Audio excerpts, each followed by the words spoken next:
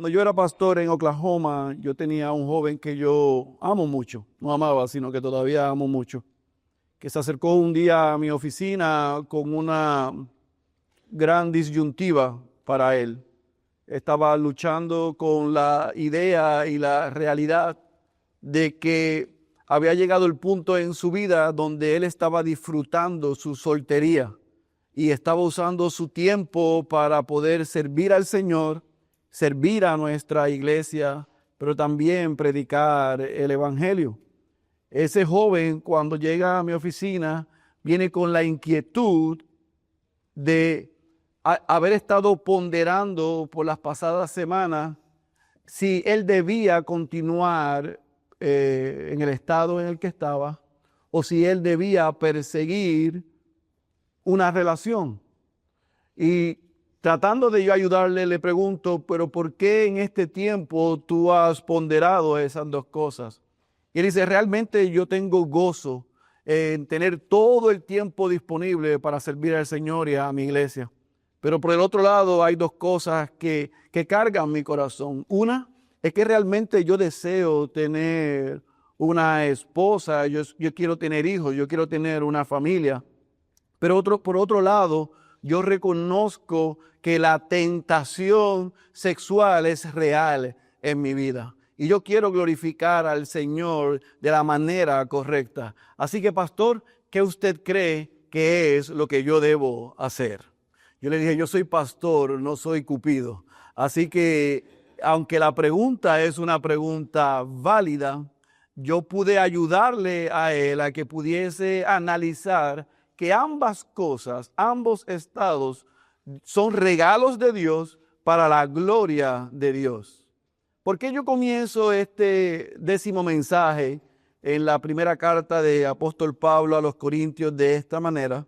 Es porque el apóstol Pablo, después de haber atendido dos asuntos que llegaron a sus oídos, la división en la iglesia y la inmoralidad, desde el capítulo 7 que vamos a leer en breve, comienza a atender asuntos y preguntas genuinas de la vida práctica de la iglesia en Corinto.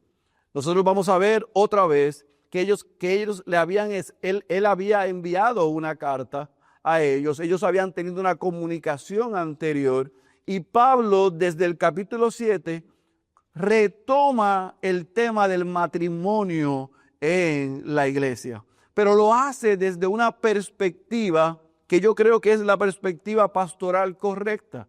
No solamente habla del matrimonio en la iglesia, sino habla del estado de la soltería. ¿Por qué? Y este es el argumento de este mensaje. Porque ambos estados, ya sea que estés soltero o que estés casado, son regalos de Dios para la gloria de Dios y la exaltación de Cristo. Otra vez, ambos estados, sea que estés soltero o estés casado, son regalos de Dios y los debes usar y debes glorificar a Dios y exaltar a Cristo en el estado en el que estás.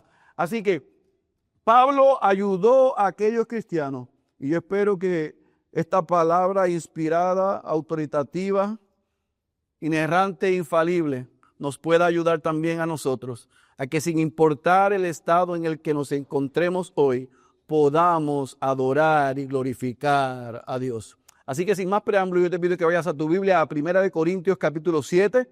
Y lo que vamos a hacer con el capítulo 7 es que lo vamos a dividir en dos. Hoy vamos a estar viendo el versículo 1 al 16. La semana que viene voy a tomar entonces el versículo 17 hasta el resto del capítulo 7 para poder extraer y aprovechar la riqueza de este capítulo y que no vayamos muy rápido. Así que vamos a leer y a estudiar el capítulo 7, versículo 1 al versículo 16. Y el tema de este sermón es el matrimonio en la iglesia. El matrimonio en la iglesia. 1 Corintios capítulo 7, versículo 1 al versículo 16. Cuando estén ahí me dicen amén.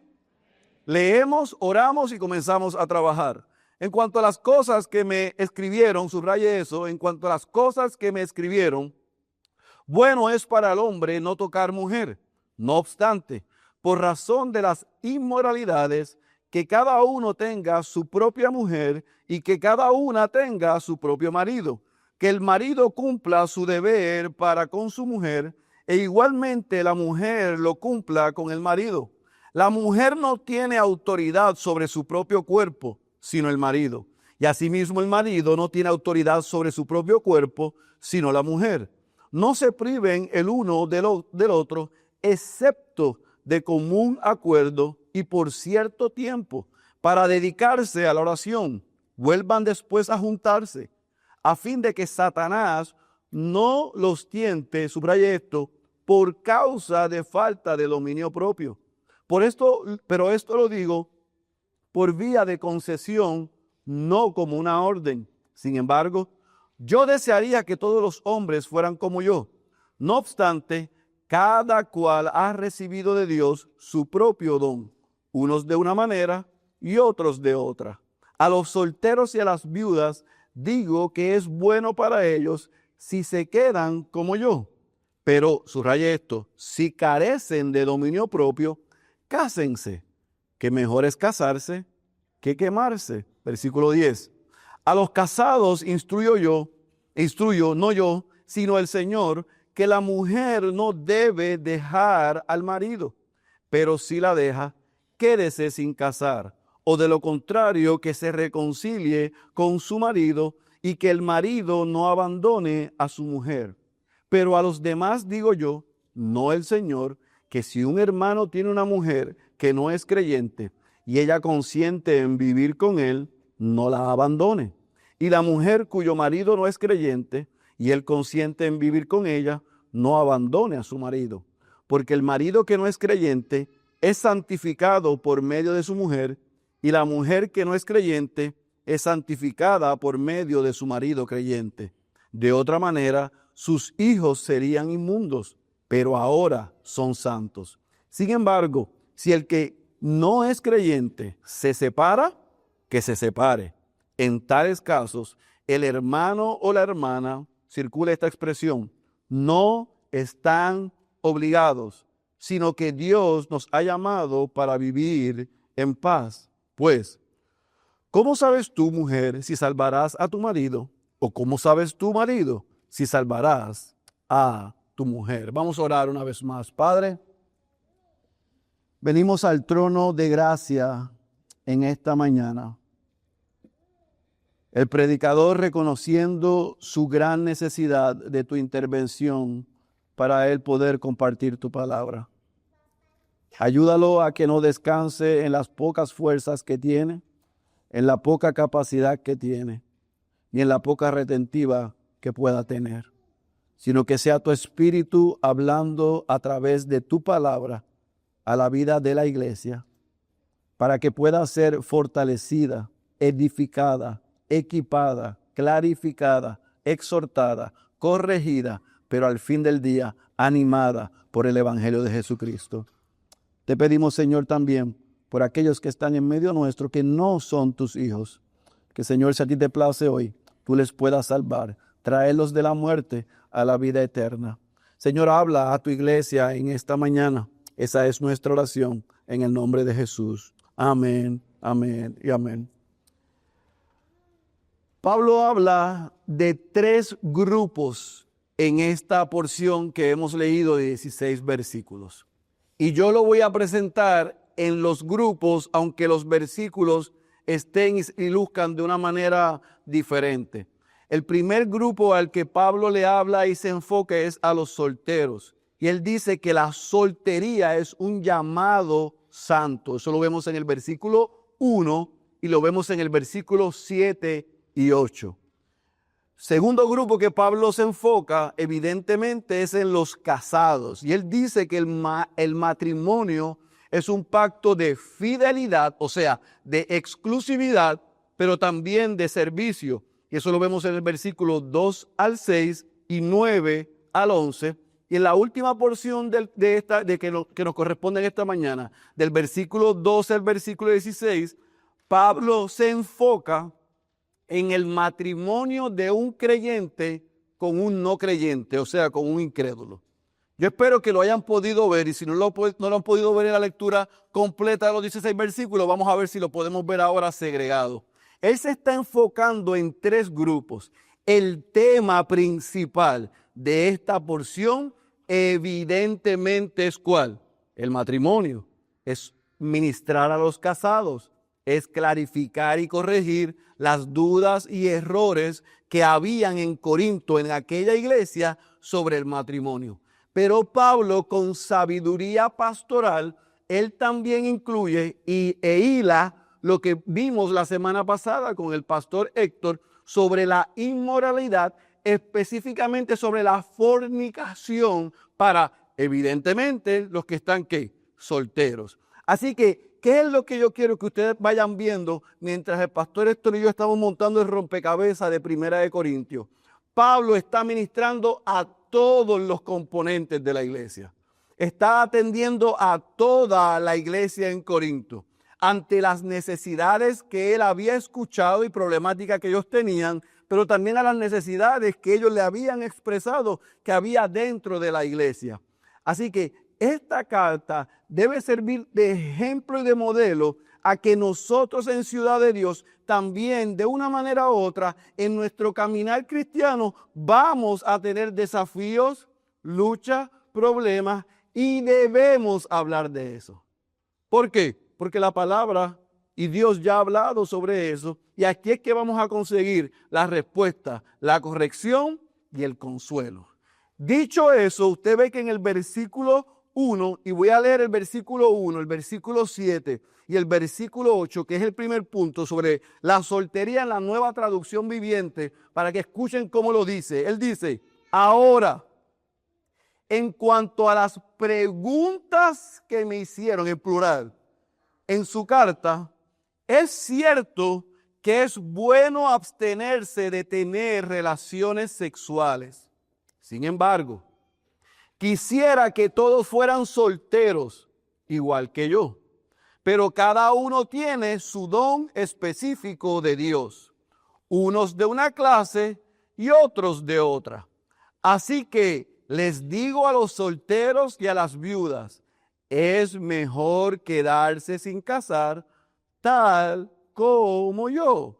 Pablo, en las versiones en español, puede dar la impresión, y algunos han sacado esto fuera totalmente de lo que quizás es el sentido en lo que él está atendiendo, que él está afirmando que el celibato es mejor que el matrimonio. Nada que ver con eso.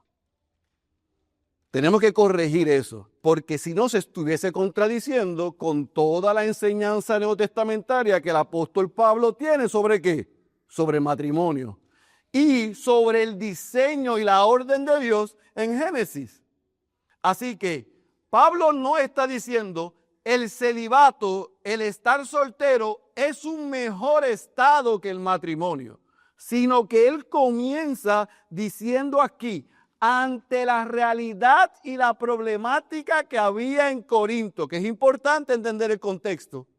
Como vimos la semana pasada, había algunos dentro de la iglesia que habían estipulado y dicho que igual que en la ciudad en Corinto, el cuerpo es para el sexo y el sexo es para el cuerpo. Así que se podía tener relaciones sexuales sin orden, desenfrenada, con cualquiera. Esa era una postura en la ciudad, no solamente de Corinto, sino en todas las ciudades paganas. La inmoralidad sexual era parte de la cultura. Así que dentro de la iglesia había, escuché bien, un grupo que aún redimidos y aún ahora, siendo nuevas criaturas, estaban luchando en el área de la sexualidad. Pero habían otros dentro de la iglesia, escuché bien, que habían dicho que el sexo es malo aún hasta dentro del matrimonio. Te casas para procrear, pero nada más. Entonces, en esas dos vertientes, Pablo está pastoreando una iglesia y corrigiendo en la iglesia posturas que están totalmente fuera del diseño de Dios. Así que él comienza estipulando que la soltería es un llamado, es un don, es un regalo, es algo que es válido, aprobado por Dios y que es santo ante sus ojos. Y este es el primer punto que yo creo que Pablo estaba tratando de corregir dentro de la iglesia. aquellos creyentes, recuerden que es una iglesia bastante nueva, en un contexto muy de excesos y paganos, habían solteros dentro de la iglesia que probablemente estaban batallando por la gran influencia pagana e inmoral y cuestionándose si estaba bien ser soltero o no. Y él está diciendo, es bueno, es delante de los ojos de Dios, es bueno que los hombres se mantengan solteros, pero eso simplemente es dado como don y como regalo de parte de Dios.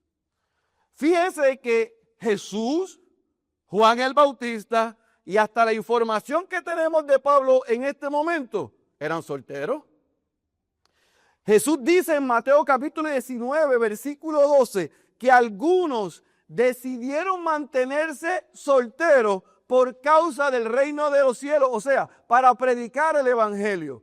Así que ahora como iglesia no se supone que haya creyentes, escuche bien, criticando al soltero que ha decidido permanecer así para usar todo su tiempo para servir al Señor. O sea, el ministerio de cupidos no estaba permitido en Corinto. No estaban burlándose o criticando al que, escuche bien, había decidido permanecer así para servir al Señor. Ahora, Pablo es muy específico que la soltería no significaba estar disponible para pecar. Muchos en la iglesia entendían que si estabas soltero, podías continuar viviendo en libertinaje. Eso era foráneo y contrario a la predicación de la palabra y de la vida cristiana, pero como estaban en un contexto de excesos, eso se había infiltrado y habían algunos que estaban diciendo, bueno, yo me puedo quedar soltero, como quizás hay muchos solteros en la iglesia de hoy diciendo, yo me puedo quedar soltero para servir a Dios, pero ¿cómo lucho con esto? Bueno, pues vivo desenfrenadamente. No, Pablo está diciendo, no hay manera que se entienda que el estar soltero es estar disponible para pecar. Jamás es la idea de tú permanecer soltero si no es para vivir en pureza, no en libertinaje. Ese es el enfoque del apóstol. Le estaba diciendo a los que estaban en ese estado, solteros o viudos, si ustedes han decidido permanecer así, eso es bueno. Gloria a Dios por eso. Pero si van a quedarse así, es para la gloria de Dios, para usar su tiempo para el Señor. Es para estar enamorados y entregados para la causa de Cristo, no para coquetear ni jugar con el pecado y la inmoralidad. ¿Entienden? ¿Qué hace él en el versículo entonces 7 y 8? Él dice en el versículo 7, yo desearía, eso es un deseo, que todos los hombres fueran como yo. No obstante, y esto es importante, cada cual ha recibido de Dios su propio don. En otras palabras, el estar soltero, aunque sería ideal para tener todo el tiempo para servir al Señor, los únicos que probablemente podrán permanecer solteros son los que tienen ¿el qué? El don para eso. Y Pablo dice, el que no tenga el don, o sea, el que tenga deseos sexuales incontrolables, Dios ha provisto el matrimonio para no tener que luchar con eso y caer en pecado. Y antes que alguien diga gloria a Dios, déjeme hacer un alto ahí. Porque ese es el problema de hoy.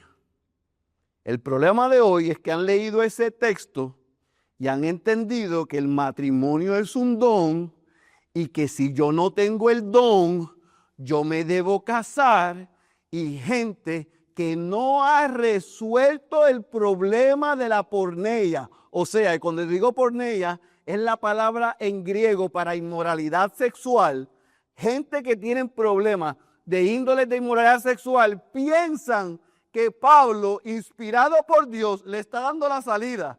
Y está diciendo, cásate para que resuelvas este problema. Se casan simplemente para tener relaciones sexuales y a los 3 meses de estar casados dice, ¿y ahora quién podrá ayudarme? ¿Esto no se ha resuelto? Pero yo pensaba que hay gente que me ha dicho, yo he sido bíblico. Así que tú te casaste para esto. Sí, como dijo Pablo en 1 Corintios 7. No, Pablo no dijo eso. Pablo está diciendo que el sexo ha sido dado como regalo en el lugar idóneo y diseñado del matrimonio. Pero no es la única razón yo casarme para no quemarme. Porque si yo me caso para no quemarme y no me caso por razones que sean bíblicas, correctas y respaldadas por Dios, puede ser que no me queme en esa área, pero me voy a achicharrar en otras. Y ese es el problema de muchos matrimonios hoy. Se casaron uno de los dos, o probablemente los dos, porque pensaban que el matrimonio iba a resolver un problema de índole sexual. Y ciertamente el matrimonio Dios lo da, y lo vamos a ver en el segundo punto, como el lugar seguro para el sexo, pero esa no es la única razón para yo casarme. Porque si es la única razón para yo casarme, voy a seguir practicando la inmoralidad sexual aún casado. Ese es el problema. Siguen teniendo los mismos deseos y los mismos problemas y las mismas prácticas ahora casados. Ahora tienen 2 problemas. Entonces, ¿cuál es el punto que quiere traer el apóstol Pablo aquí? Ese don de Dios que él dice en el versículo 7 le permite a un creyente que decida y está convencido que tiene el don, puede contener los deseos sexuales y servir a Dios y a su iglesia y llevar el evangelio. En ese estado, eso es aprobado, bendecido, apoyado y aplaudido por el mismo Dios. No hay ningún problema. Pero lo que yo no quiero es que alguien salga de aquí diciendo, bueno, yo he decidido permanecer soltero para servir a Dios y por eso soy más espiritual que el que está casado. O porque tiene más tiempo, crea que es mejor cristiano servidor que el que no tiene el mismo tiempo. No me vayan por ahí. Segundo, nadie diga que porque Pablo dice que lo ideal, si nosotros no podemos controlar esos deseos, es simplemente casarme por esa razón. Porque eso es totalmente contrario al resto de textos en las Escrituras que hablan de lo que es el matrimonio. Y el matrimonio, una de las cosas y una de las funciones para la que Dios lo creó, evidentemente es para el deleite de la pareja, pero no es el único. Y si usted va a o detrás de casarse para resolver única y exclusivamente esa situación y no están incluidas otras variables y valores importantes, aunque resuelva va a tener otros problemas. Y si no me creen, vaya a mi casa y nos sentamos 3 horas. Yo le puedo dar los 20 años de experiencia mío que dicen que esa es una realidad. Una y otra vez, matrimonios, gente que se ha juntado en matrimonio simplemente por un atractivo físico y por una pasión desordenada sexual, no por amor ni para la gloria de Dios. Pablo dice, si tú puedes, eso es un regalo de Dios, usa el tiempo que el Señor te ha dado para glorificar a Dios, pero que Él te libre de pensar que eres mejor o más espiritual que el que está casado. No caigas en ese juego. ¿Estamos claros? Ahora, basado en la realidad, escuche bien, yo no estoy obviando que él está diciendo que el matrimonio es el lugar seguro para el sexo. Basado en esa realidad, él entonces ahora amplía del versículo 2 al versículo 6 y el versículo 9 al 11, ¿qué es el matrimonio? cómo luce el matrimonio, cómo deben llevarse y relacionarse los cónyuges. Vamos a leerlo ahora, el versículo 2 al 6 y el 9 al 11 en la Nueva Traducción Viviente. Escuche bien, sin embargo, dado que hay tanta inmoralidad sexual, cada hombre debería tener su propia esposa y cada mujer su propio marido. El esposo debe satisfacer las necesidades sexuales de su esposa y la esposa debe satisfacer las necesidades sexuales de su marido. La esposa le da, escuche bien, la autoridad sobre su cuerpo a su marido y el esposo le da la autoridad sobre su cuerpo a su esposa. No se priven el uno al otro de tener relaciones sexuales a menos que los dos estén de acuerdo en abstenerse de la intimidad sexual los dos estén de acuerdo por un tiempo limitado para entregarse más de lleno a la oración.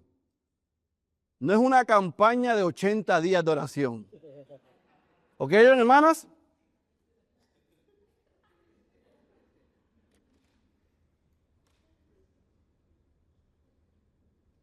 Después deberán volverse a juntar a fin de que Satanás no pueda tentarlos por la falta de control propio. El versículo 6 es importante. Eso les digo a modo de concesión, no como un mandato. Y lo voy a explicar ya mismo. Versículo 9. Pero si no pueden controlarse, entonces deberían casarse. Es mejor casarse que arder de pasión. No obstante, para los que ya están casados, tengo un mandato que no proviene de mí, sino del Señor. La esposa no debe dejar a su marido, pero si lo deja, que no se case de nuevo, o bien que se reconcilie con él, y el marido no debe dejar a su esposa. Pablo dice, la soltería es para glorificar a Dios en santidad.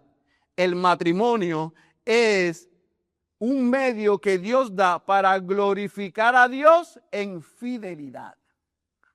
No es que el matrimonio deja de ser santo, pero el punto principal en el texto es que Pablo está diciendo, versículo 2, que a causa de las fornicaciones, cada uno tenga su propia mujer, no varias mujeres.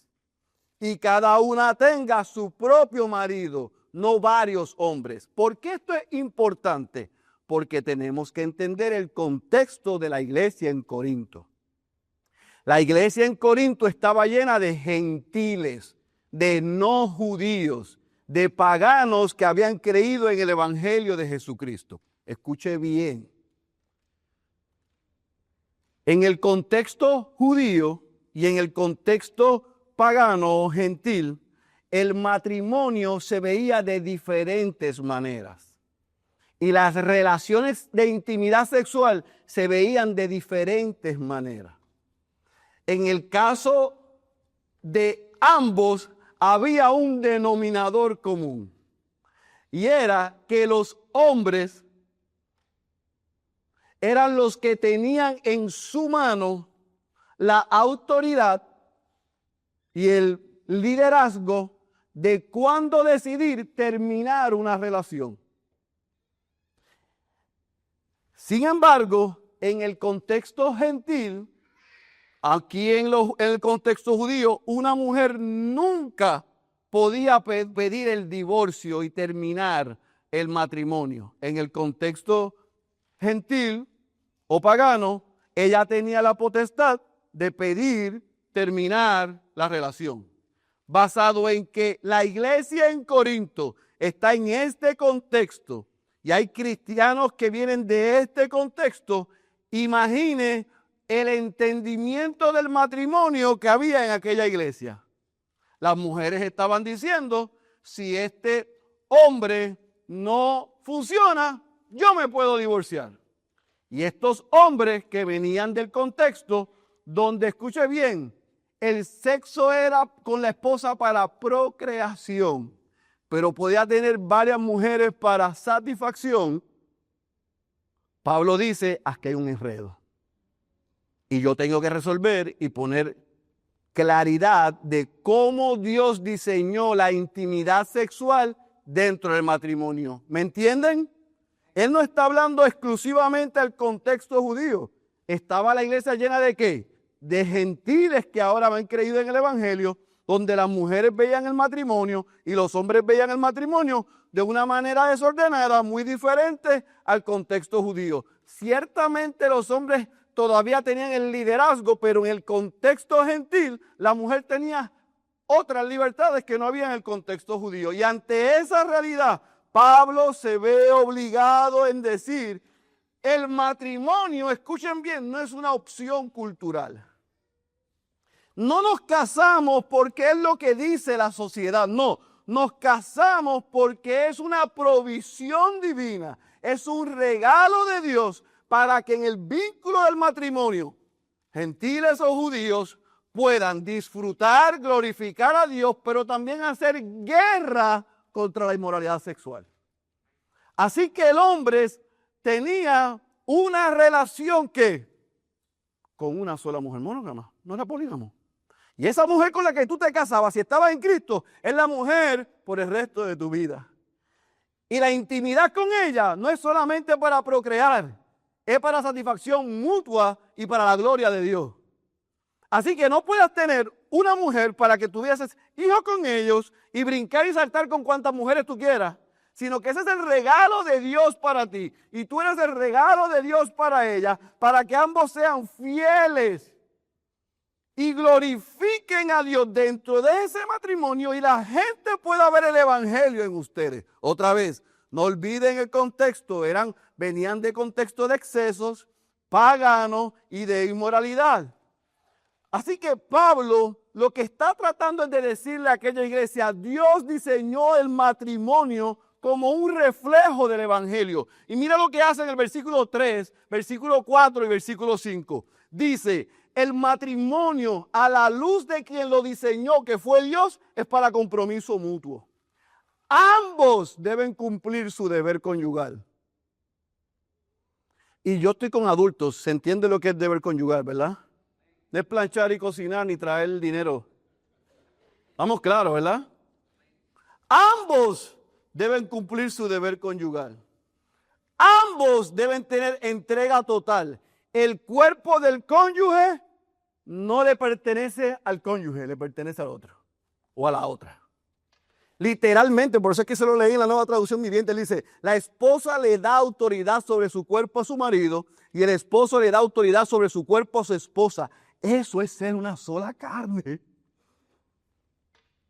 Eso de que cuando yo diga o cuando yo... Eso te lo enseñó tu abuela, no la Biblia. Amén. Él, tu abuela, no la Biblia. Versículo 5 dice, la única razón para la abstención de intimidad física en el matrimonio no es que yo no quiera, es que esté en mutuo acuerdo, escuche bien, para un ejercicio espiritual y por poco tiempo. Ahora, déjeme sacar aquí, corregir otro disparate. Pablo dice que sobre eso en particular, él está haciendo una recomendación. No está haciendo ¿qué? Una orden. Para que cuando se terminara de leer el pastor la carta, la mujer llegara a la casa y le dijo, Pablo dijo que hoy no vamos a orar. Eso no es. Vamos a hacer una campaña de 40 días de ayuno y oración. No. No me use, porque así como está llorando ese, va a llorar su esposo. ¿Entendió? Aquí usted no puede sacar fuera de contexto las instrucciones que están aquí. Tiene que ser por un mutuo acuerdo y por un tiempo limitado. ¿Por qué? Él mismo lo dice. No vaya a ser que por falta de dominio propio haga uno o el otro caer al otro. ¿Se entendió? Así que cuando Pablo está corrigiendo cómo los paganos ahora en la fe, cómo aquellos que han sido regenerados, aquellos que tienen el Espíritu Santo, aquellos que han creído el Evangelio, cuando se acercan al matrimonio, tienen que desaprender para aprender, tienen que dejar para tomar, tienen que cambiar todo lo que ellos vieron igual que nosotros. Y el matrimonio es para un compromiso mutuo. Es para una entrega total. Y si somos uno y somos una sola carne, y vamos a abstenernos de el regalo de la intimidad, tiene que ser por mutuo acuerdo y por un tiempo definido. Ahora, déjeme también darle una palabra o darnos una palabra a los esposos.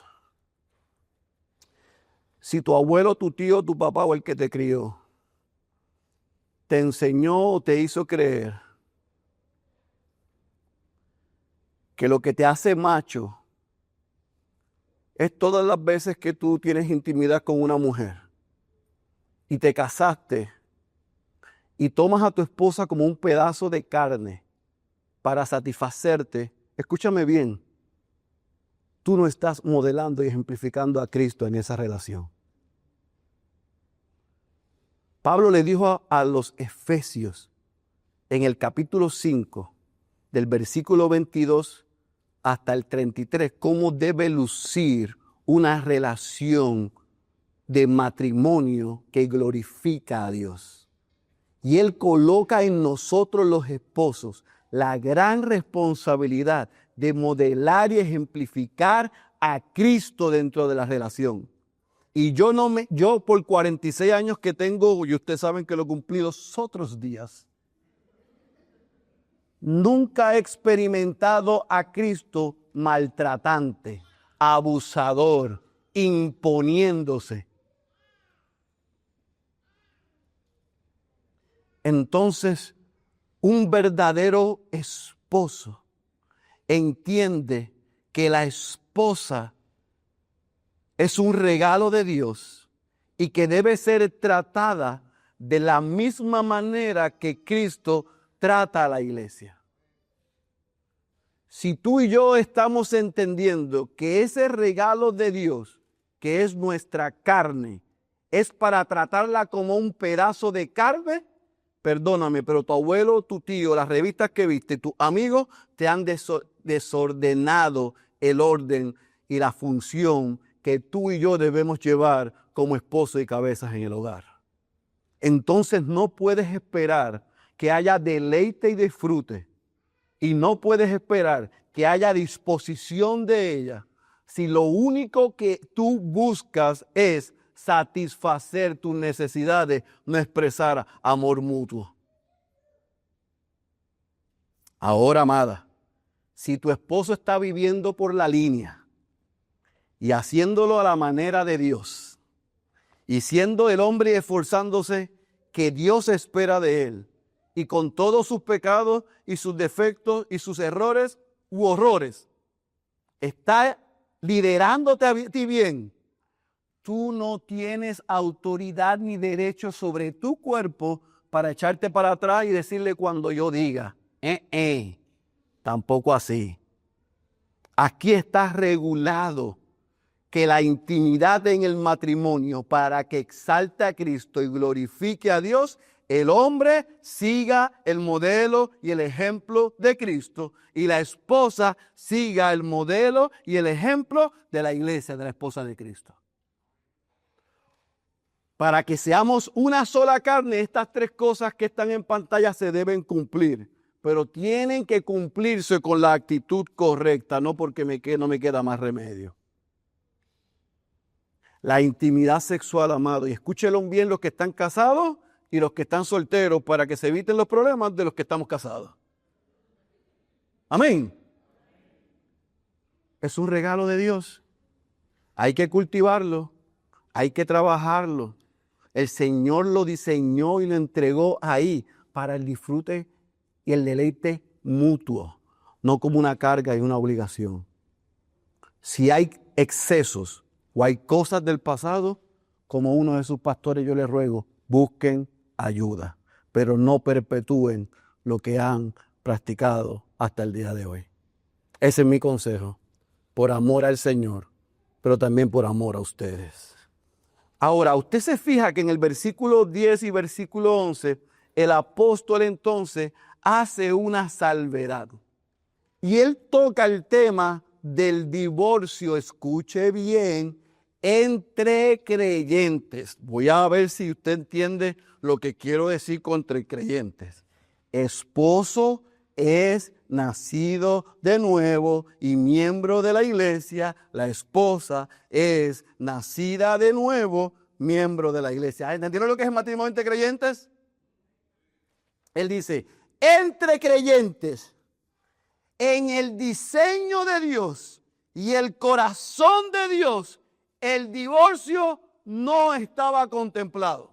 ¿Estamos claros?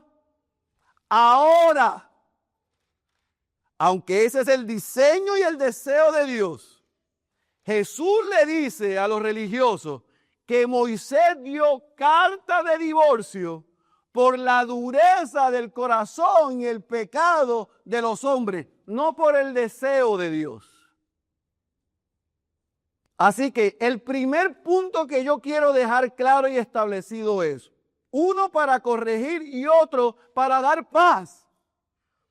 Una cosa es que Dios en su designio y en la creación ha establecido todas las cosas perfectas y el deseo de Él es que el matrimonio sea para toda la vida. Y otra cosa es el resultado del pecado de los hombres. Y ante el resultado del pecado del hombre, Dios tuvo que aún permitir y regular cómo se veía el divorcio y cómo hoy bíblicamente hay dos cláusulas de excepciones de lo que es el deseo de Dios. ¿Cuál es la primera?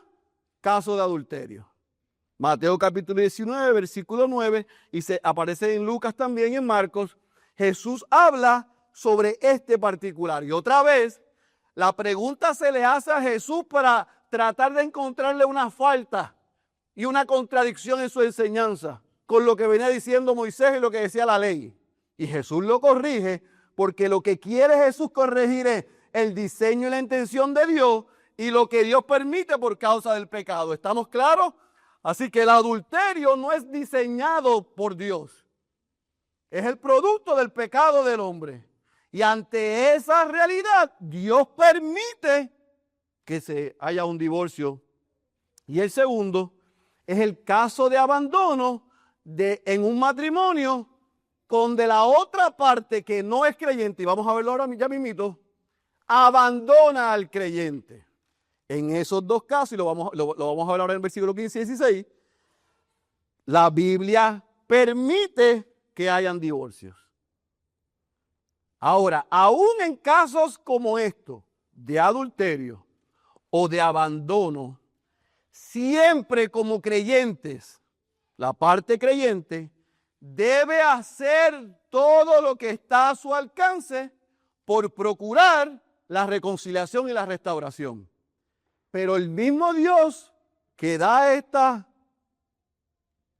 ventanas y busca la reconciliación y restauración es justo. Y dice que nosotros debemos hacer todo lo que esté a nuestro alcance para estar en paz y buscar la reconciliación. Pero no podemos obligar a la otra parte. Y si la otra parte no quiere, el versículo 15 dice que a paz nos ha llamado el Señor. No podemos hacer otra cosa. Y eso debe darle paz al creyente que ha hecho todo lo que ha estado a su alcance para glorificar a Dios, aun cuando hay estos dos casos en su matrimonio. ¿Estamos claros? Así que el bulto de la culpa, de la vergüenza, de la mentira y de la sociedad, échenlo en el zafacón que hay 3 allá afuera. Si usted ha hecho o hace todo lo que Dios espera de usted, usted ha glorificado al Señor y debe tener paz. ¿Estamos claros? Como les gustó tanto eso, vayamos entonces al tercer punto. Versículo 12 al versículo 16, Pablo habla del matrimonio con un incrédulo. Vamos a leerlo en la versión Nueva Traducción Viviente. Ahora me dirigiré al resto de ustedes, aunque no tenga un mandato directo del Señor. Si un creyente está casado con una mujer que no es creyente y ella está dispuesta a seguir viviendo con él, no debe abandonarla.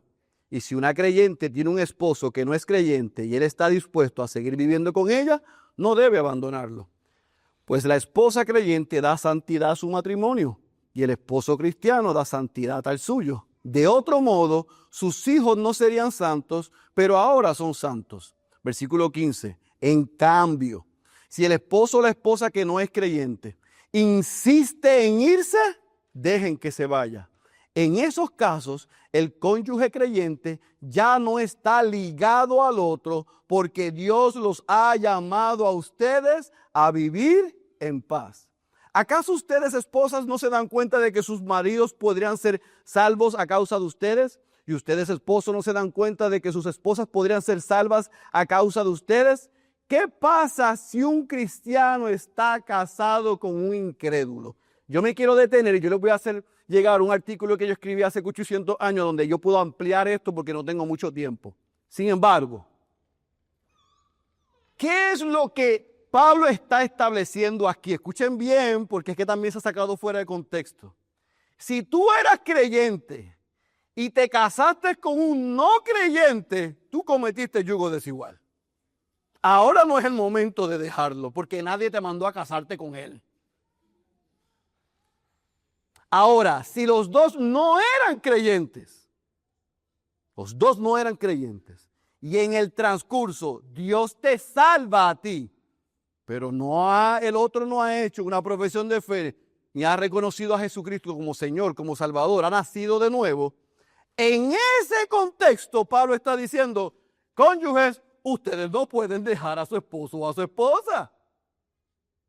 Máxime si el esposo o la esposa no cristiano está haciendo su parte y está cumpliendo su compromiso y está siendo fiel, está haciendo todo lo que se espera de un esposo o de una esposa. Si están cumpliendo, Dios te libre de hacer una cosa como esa. Al contrario, modélale lo que predicas, que el evangelio te ha transformado. No solamente le hables de Cristo, sino modélale la vida que Cristo ha transformado y ha hecho en ti.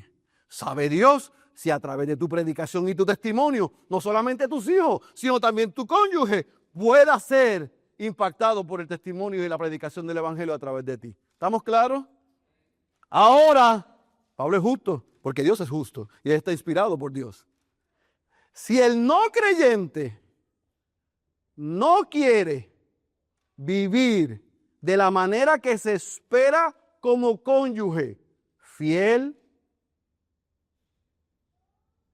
cumpliendo sus responsabilidades, no impidiendo tu vida cristiana, entonces si él no o ella no quiere cumplir eso y te abandona, se va con otro, se va con otra o simplemente quiere vivir la vida como Ricky Martin, usted le debe decir, váyase.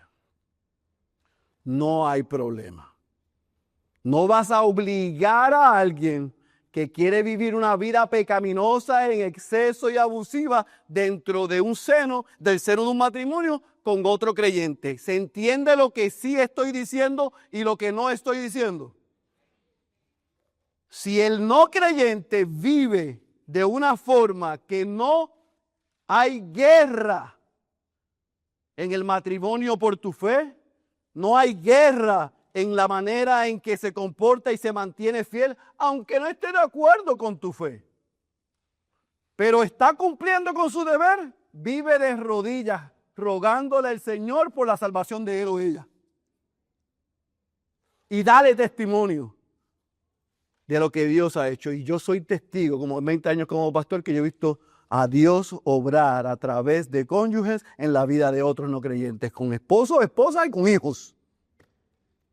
Porque han abrazado su rol y su responsabilidad y no lo han usado como excusa. Pero también ha visto cómo por un cónyuge ser y hacer lo que Dios espera, la otra parte no cristiana dijo, se acabó, yo me quiero vivir la vida a lo loco. Entonces automáticamente se debe hacer el divorcio. Tampoco. Vamos a hacer todo lo que esté a nuestro alcance para buscar cómo Dios puede hacer un milagro. Pero si al final la decisión es dejarla, debemos estar en paz. Ahora, yo sé que pues yo tengo aquí 2 o 3 cabezones que pueden decir, bueno, pero basado en ese texto hay algunas posturas que dicen que la mujer no se debe casar y debe esperar a su esposo. Bueno, esos que piensan así, yo se los respeto. Pero mi interpretación del texto es que si se da este caso que yo le acabo de mencionar, el cónyuge creyente que fue abandonado y ha hecho todo lo posible, hizo todo lo posible por buscar la reconciliación y la restauración y no se dio y la persona se fue con otro o con otra, este servidor piensa y cree que es libre para rehacer su vida. ¿Lo entendió? Aunque Piper diga otra cosa, no tengo problema. ¿Estamos claros? Esa es mi posición personal, esa es mi posición como pastor y eso es lo que yo enseño desde este púlpito. Diferir no es desamar. Si usted piensa lo otro, yo se lo respeto, pero no le imponga eso a los demás. Eso es lo único, esas son las reglas y las condiciones en esta iglesia. Porque Piper no es el pastor de esta, soy yo. ¿Vamos claros? Así que no le imponga lo que diga el otro. Aquí la consejería que yo voy a dar siempre va a buscar la reconciliación, la restauración, sin importar si es creyente o no es creyente, pero si el no creyente decide abandonar y dejar al creyente, yo creo, y lo creo tranquilo por 20 años, que basado en este texto, ese hombre o esa mujer puede rehacer su vida cuando el Señor determine. ¿Estamos claros? Muy bien. Dicho eso, amados, Pablo amaba a los corintios como un pastor que ha invertido su vida en ustedes les ama. La palabra de Dios siempre, siempre, siempre es justa. Yo la entienda o no la entienda. Me guste o no me guste. Dios ha dado principios y formas en que cada componente de la iglesia debe ver su relación vertical con Él, pero también su relación horizontal con otros. En la vida de la iglesia hay gente que están solteros, hay gente que están viudos, hay gente que están divorciados, hay matrimonios entre creyentes y hay matrimonios de creyentes con incrédulos. Todos son parte de la vida de la iglesia, todos. Y todos, y para todos es el mensaje del Evangelio. Y lo más importante no es el estatus en el que estemos. Lo más importante es que todos somos hijos de Dios, lavados por la sangre de Cristo, y ese estatus es más importante que el que tengamos en la tierra. Por lo tanto, cuidado con nosotros confundir, juzgar, criticar o condenar en el estado que esté cualquiera de los miembros de esta iglesia. Ese no es su asunto ni ese es su llamado. Su llamado es amarnos los unos a los otros y exhortarnos y llevar las cargas los unos con los otros. Así que si tú eres soltero, amado y amada, usa tu soltería por amor a Cristo para servir al Señor con pasión y con santidad. Úsala. No la uses como dice,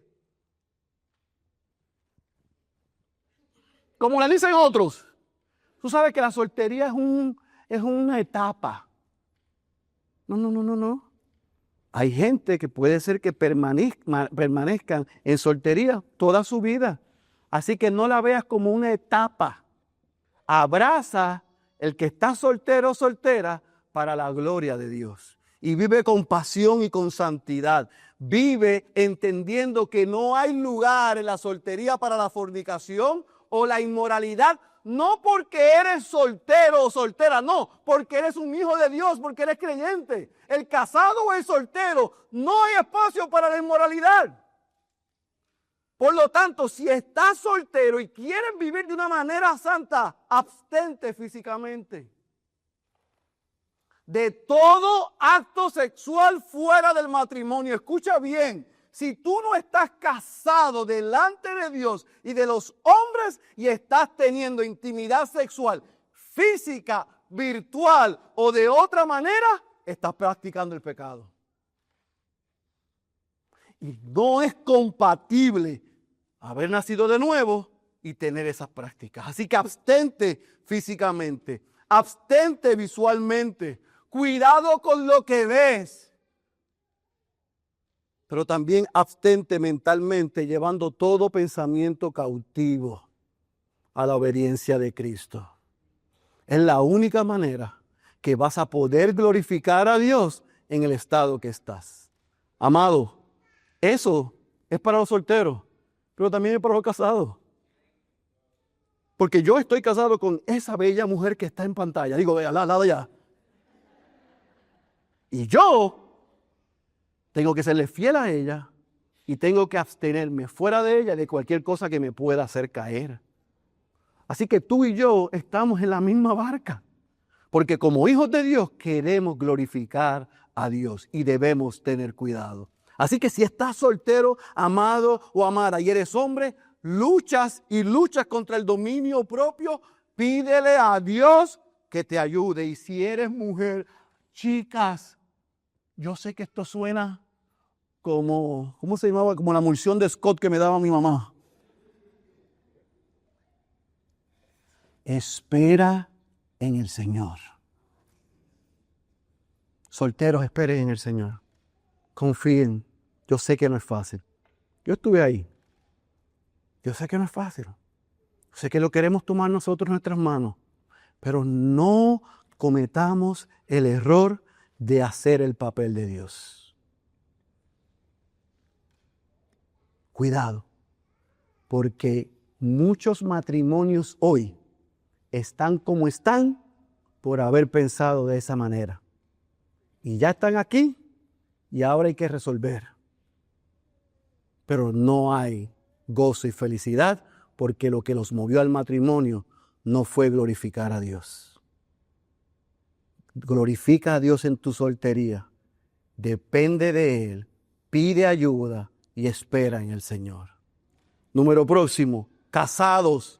Si estás casado, disfruta el regalo de Dios. Escucha bien, el sexo y en esta temporada y época, en todas sus modalidades, donde único va a ser bendecido es en el matrimonio. Así que no inventes.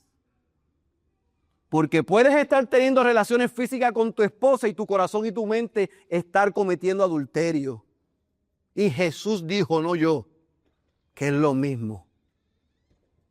Así que cuidado de pensar que porque físicamente estás protegido, estás bien. Porque yo me tengo que cuidar de no serle fiel a mi amada 3 veces, física, emocional y mentalmente. El matrimonio no es una carga, es una bendición. Así que deja de usar los chistes que te dicen y te enseñaron. Glorifica a Dios a través del matrimonio. Sé hombre. Imita a Cristo, asume liderazgo, modélale y enséñale, ámala sacrificialmente. Y si tú quieres que ella se entregue en la intimidad, entrega tu corazón y entrégate por completo y hazla sentir amada. Y una happy wife es happy life, yo se lo garantizo. 3, para los casados con incrédulos. Amados, yo quiero que ustedes sepan, como uno de sus pastores, que yo reconozco que no es fácil. Y que yo oro por ustedes. Y que yo sé que hay muchas veces unos sueños y unos deseos de poder venir a la casa del Señor juntos. Y de poder leer la Biblia juntos. Y después de hablar de cosas espirituales juntos. Yo lo entiendo. Y yo creo y también sé que debe ser difícil tener a alguien que quizás de manera pasiva-agresiva se oponga a tu vida cristiana. Yo sé que es difícil. Pero si tú eres un hijo o una hija de Dios y estás casado con un incrédulo, escucha bien, no te desesperes ni pierdas la esperanza. No busques cambiar a tu cónyuge. Ora que Dios haga la obra. Sé fiel, entrégate y modela a Cristo en la relación. Como Pablo le dijo a los Gálatas en el capítulo 6, versículos 9 y 10, no te canses de hacer el bien, que en su tiempo nosotros llegaremos. Deja a tu cónyuge y a tus hijos, si están y desean mantenerse en la relación, en las manos de Dios. Apúntales a Cristo y modélales a Cristo. Pero amados, si tú estás en esta situación y el cónyuge incrédulo ha decidido hacerlo a su manera, diferente al pacto y al compromiso que se hicieron, y se fue o ella se fue, ten paz. Que el Señor te enamore de Él y que tú confíes y esperes que el Señor sabe lo que hace. Ora por él o por ella para que el Señor lo salve y descansa y espera en Él. El Señor no va a dejar a los justos, como vimos el miércoles, desamparados. Él siempre cuida y guarda de los suyos. Ánimo, depende del Señor. Fortalécete en el Señor y en el poder de su fuerza. Y tú vas a ver que a pesar de esta dificultad, el Señor obrará. La salvación de nuestros cónyuges y de nuestros hijos no depende absolutamente nada de lo que yo pueda hacer. No hay obra que yo pueda hacer para que ellos vengan a los pies de Cristo. Pero Dios le place usar a cónyuges y a padres que depende de Él como testimonio y como juicio para esos cónyuges y esos hijos un día si le han rechazado. Así que haz tu parte y ora al Señor que tenga misericordia y salve a ellos. Por último, queridos hermanos, yo quiero cerrar este mensaje haciéndole entender otra vez cuál era el argumento de este mensaje. Sea que estés soltero o sea que estés casado, el estado civil no es lo que importa, es nuestra fidelidad a Cristo. Oremos al Señor que Él nos ayude a vivir en santidad y a honrarlo en nuestras relaciones y a esperar en su perfecto tiempo. Otra vez, escucha bien, créeme que yo te creo y créeme que yo te entiendo. Cuando estamos luchando con eso, parece que nadie nos entiende. Pero eso no es cierto. Nuestro buen Padre, que envió a su Hijo a la cruz del Calvario para que diera su vida por ti, para salvarte y unirte a su familia, no solamente te entiende, sino que te sostiene y tiene cuidado de ti. Confía en Él y Él hará. El que tenga oídos para oír, yo espero que haya escuchado la voz de Dios. Incline su cabeza, cierre sus ojos y permítame orar. Padre, gracias por el poder de tu palabra. Yo reconozco que este es un tema sensible y difícil.